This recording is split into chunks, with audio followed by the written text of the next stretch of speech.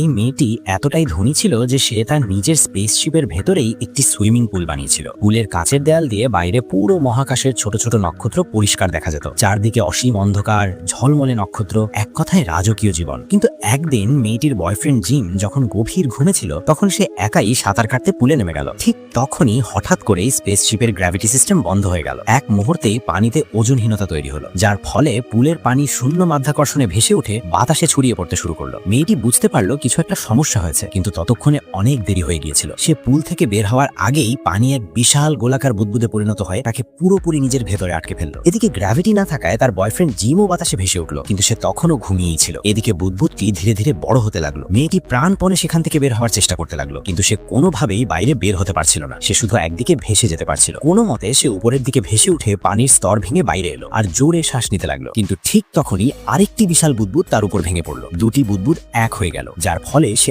আবারও তার ভেতরে আটকে গেল। সে প্রাণপণে সাঁতার কাটতে লাগলো, কিন্তু শুধু গোল গোল ঘুরতেই থাকলো। ঠিক তখনই জিমের ঘুম ভাঙলো, কিন্তু সেও অসহায়ভাবে বাতাসে ভেসেছিল। সে কিছুই করতে পারছিল না। মেয়েটি মরিয়া হয়ে বের হওয়ার চেষ্টা করছিল, কিন্তু তার শরীর সেখান থেকে নড়ছিল না। ধীরে ধীরে অক্সিজেনের অভাব তাকে দুর্বল করে ফেললো। ভাগ্যক্রমে ঠিক তখনই স্পেসশিপের সিস্টেম হঠাৎ নিজে থেকেই ঠিক হয়ে গেল। গ্র্যাভিটি ফিরে এলো আর মেয়েটি অল্পের জন্য মৃত্যুর হাত থেকে বেঁচে ফিরল।